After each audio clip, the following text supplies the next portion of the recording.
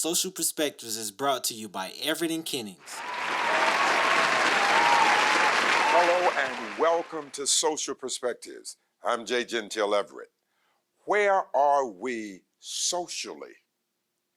Where are we personally? And where are we in our appreciation to others for what they do for us? Stay tuned. We'll be right back.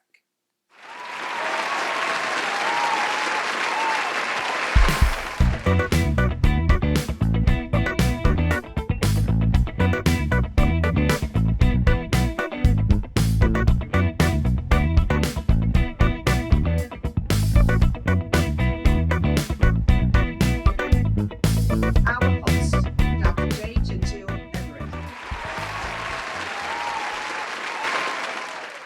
Welcome back. First, let's take a moment to assess where we are socially. Whether it's hate or love, every manifestation has an inception. And for it to continue to live, it must be fed and nurtured. Similarly, if something is to be destroyed or removed, we must consciously starve it, and it will die. The existence of hate for other people is particularly unseemly and does not guide humanity to any positive place. In fact, it is an anathema to the intentions of God for his humanity to move toward each other in such a way that each culture and ethnicity forgets that they can learn something about their common creator from each other. With little to legitimacy, can anyone argue that God in his infinite wisdom has placed some measure of himself, not only in the creation of humanity, but also in the culture of all people? It is through our ability to forge relationships with people who may not look like us that we experience a culturally new dimension of God. One of the missing components that was conspicuously absent in the approach to racial superiority by any group, and that was racially growing without all of humanity growing will not benefit humanity at all. Dimensional growth in our society will always keep us apart from each other. If we insist on separating ourselves from all others, our Creator who crafted us will essentially be saying to us, why not connect with all that I've created instead of separating yourselves? Because when you do that, you miss some of me. And what a social travesty it is to live and decide to just consider other people to be something else, another something, something not worthy of the dignity of human status. Economic and social schisms and chasms will continue to manifest themselves in our society. And consequently, goodwill and unity will continue to be the elusive light that our world needs. Do we really desire to remain shackled to the lingering lasso of grief and bitterness brought to us by our racial theatrics, our racial absurdities, and our cultural ostentatious narcissism, meaning wrapped up in ourselves? In other words, do we really want to live in a dark past that kept the flourishing beauty of God out of the sight of all of us who call his world home? Right now, in our social arenas, there seems to be a birth of a new nation taking shape in front of our very eyes, and I love it. Many of us might not live to see the full fruition of this new social world order, but it's emerging. All of the energy used in the past to pit people against each other is definitely losing steam and appeal to this younger generation. And I truly, truly thank God for it. Our TV commercials are full of interracial relationships on virtually every network. Our malls, our churches, all of our social galleries are displaying the power of love and how it transcends all else. What a refreshing approach to unity. Now, quickly, let us consider the theology of death. Death is life's common denominator. It serves us all on an equal basis and an equal distribution of itself. It is oblivious to social or economic status. It does not consider the human vessel that was used or employed to usher us into the world. Death still comes. Bidden or not, death comes. Ready or not, death comes. Prepared for its call or not, death comes. Let's try hard to promote love in that fashion. Offer it to all. Never run out of it. Never diminish its power. Never abort it or starve it of opportunity. Love is the great panacea that transforms the dangling discord of hate into a symphony of unity for all members of our great society. We are called to that greater purpose. We are better than the promotion of a certain pigmentation. We are called to appreciate the multitudinous pulchritude that is among all of us. That means we can love all the beauty of God because all of the beauty of God is on full display in all of us. Stay tuned.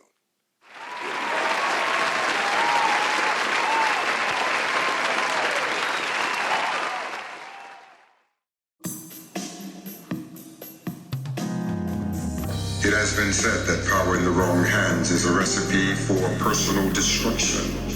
This has never been more true than in the life of Dominique Washington.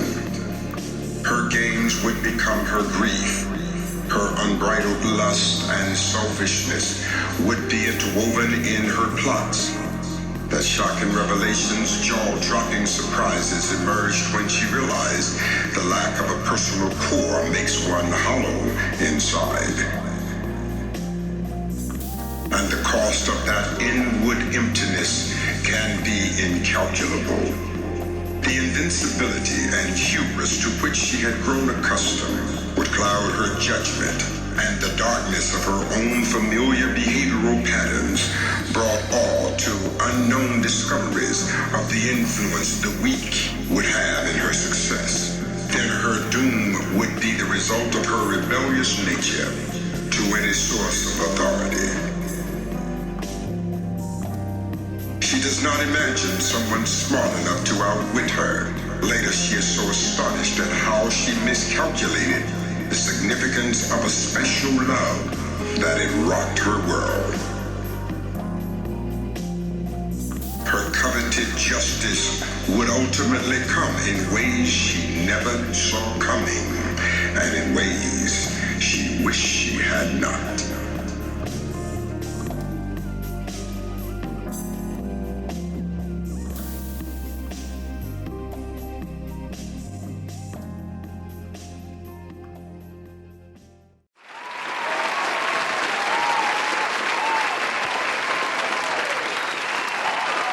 Welcome back. We're going to talk about now the tragedy of being the possession of someone else because you lack the intestinal fortitude to own yourself.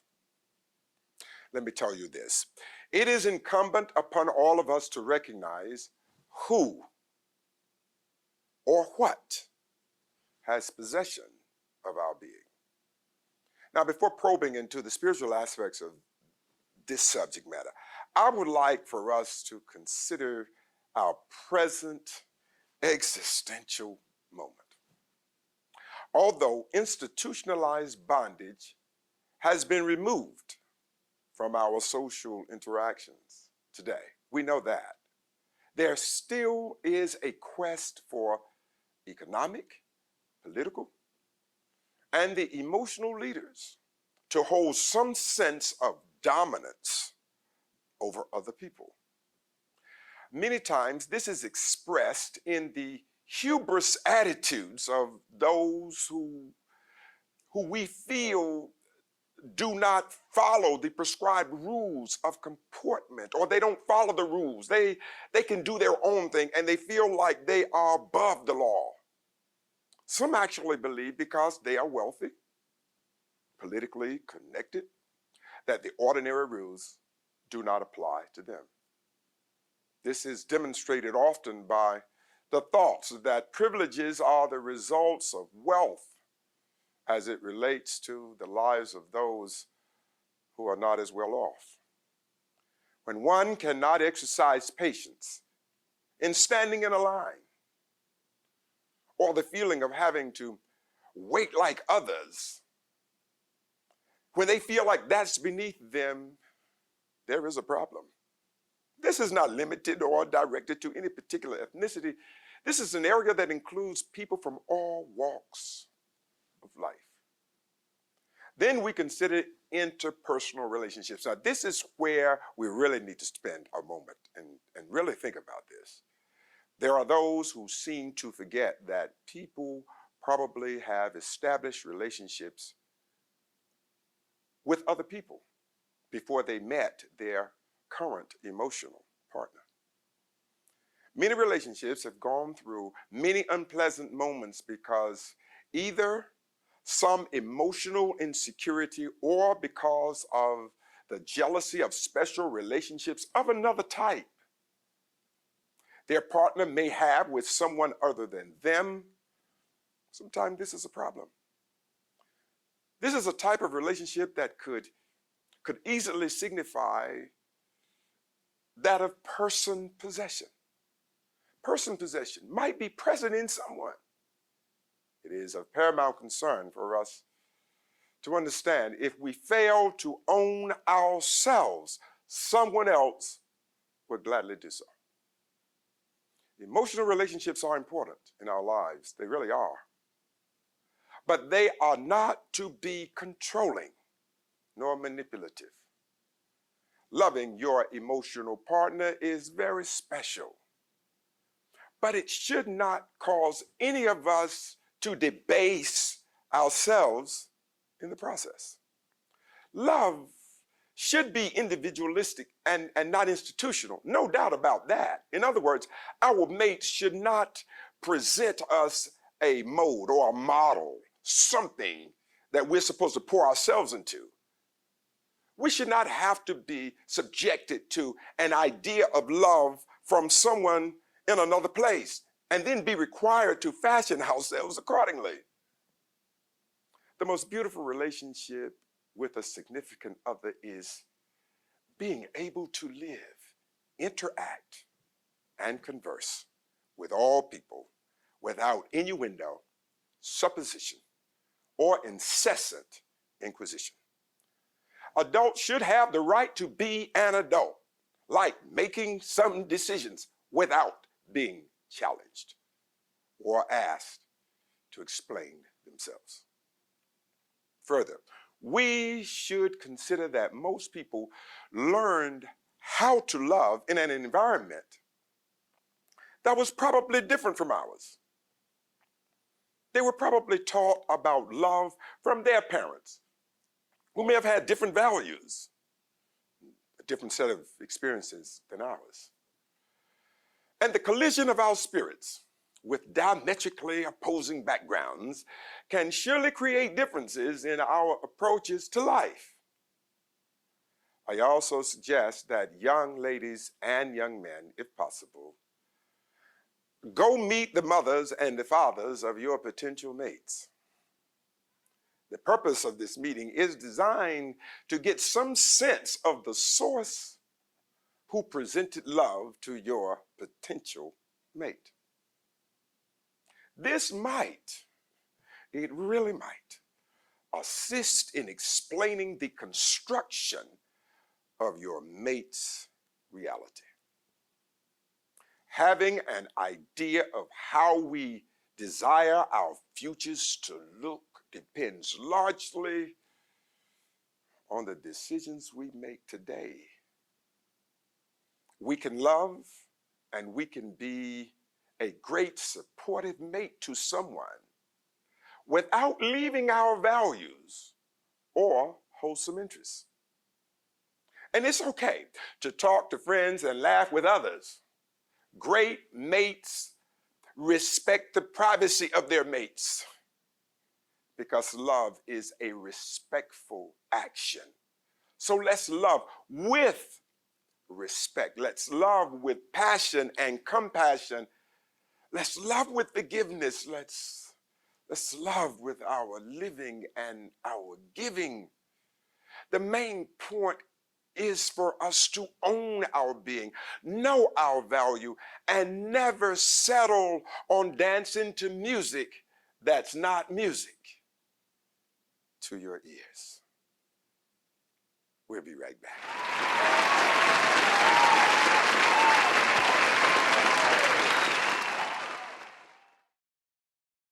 Ah!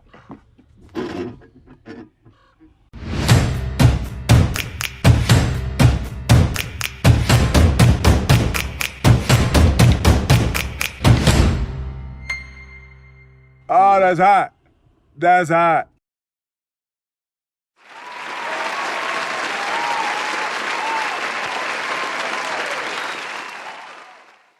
Welcome back to our final segment.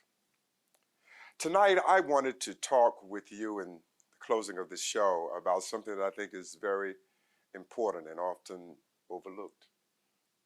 And it has to do with how do we show our appreciation to others. I'm saddened to say that so many times, many of us miss out on so many things that God would bring into our space through the kindness of others if we demonstrated a greater sense of appreciation. One of the things that I really want to try to encourage everyone to consider, when someone does something for you, make sure you thank them. Thank them with genuine and sincere and authentic passion, because it must be shared that no one has to do anything for you. And if someone, from the kindness of their own hearts, decide that they're going to share their treasure, they're going to share their love, make sure you express your thanks. I say this because one of the things that I keep trying to share with other people everywhere I go, various parts of the country, I always want to say to them, when you go to a restaurant and you order a steak and you want your steak a certain way, and here this cook is back there taking an order, and the cook is forced to interpret as best he or she can what medium well is for you, or what medium well is generally, and if it's medium well like this generally, is it medium well like this to you personally? So they're back there and they prepare this meat, and then when the meat is brought back out to you, have you ever seen so many people so irate because it's so wrong? And sometimes they even make a scene because it's just to them insulting. But I want you to understand The cook was not privy to the waves nor the images in your brain. The cook had to interpret what they thought was probably what you meant. And I like to tell members of my own family all the time, let's remember your mother is not in the kitchen cooking. And our first experiences with food came from our loving mothers. And so we develop a certain taste for a certain food to be prepared a certain way. And when we don't get that, many of us find it repugnant. Let me just suggest something to you. Our parents prepared food the way they knew how. It's more than one way to prepare anything. And I've learned that just because someone does not prepare something the way I am used to it being prepared, I started to say, God, let me open my mind and at least be receptive to perhaps how others may like this dish. Instead of me sitting at the table with a very myopic, closed mind about how it's supposed to be. The other thing that I want to share with you, please do not be one who brings negative energy to the space of others. I was talking with the producer earlier, and what I shared with him, it's sad to have a mate or anyone that you know, and they talk more about what they don't have than being grateful for what they do have. You know anyone like that? Instead of them being grateful about what they have, they spend so much time reminding themselves and reminding others of what they do not have. It is negative energy. And I'm going to tell you something. When people do nice things for you, like let's say buy you a coat, and the person the coat was purchased for says, you know, I wish it would have been a leather coat, or I wish it would have been a fur coat. Let me tell you, be grateful that the person had you on their mind. The person was considering their love for you. They used time and energy and thought to go through all of this process just to bring pleasure to you. Don't worry about what they didn't do. Consider what they did. People with a negative spirit will cut off blessings to themselves. This happens with all of us. So what I want to say to everyone, learn how to be thankful. Some people don't know how to be grateful. They know how to complain, and they know how to explain what they do not have. They're good at that. They can give you in minute detail all the things they wish they had.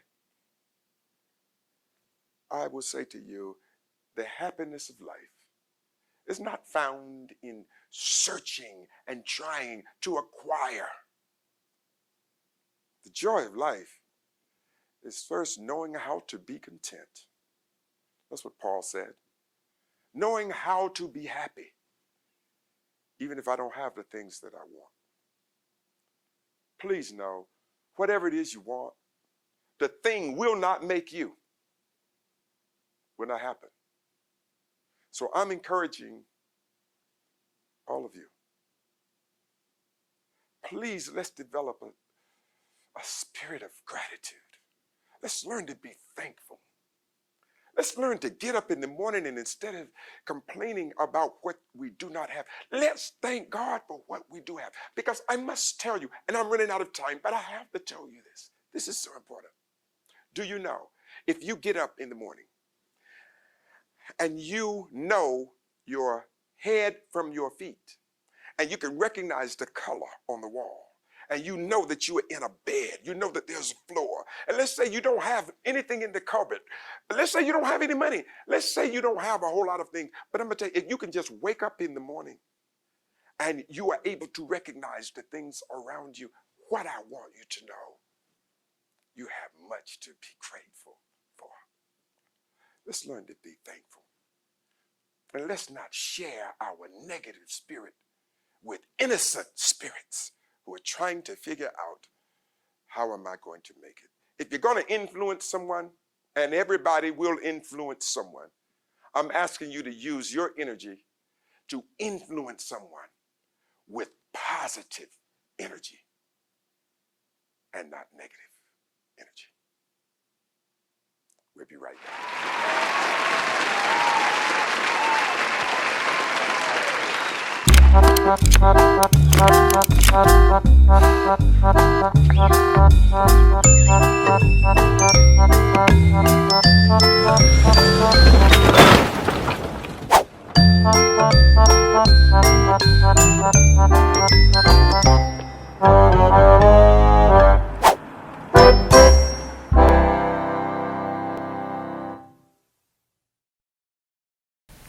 The name of this song is The Art of Having More.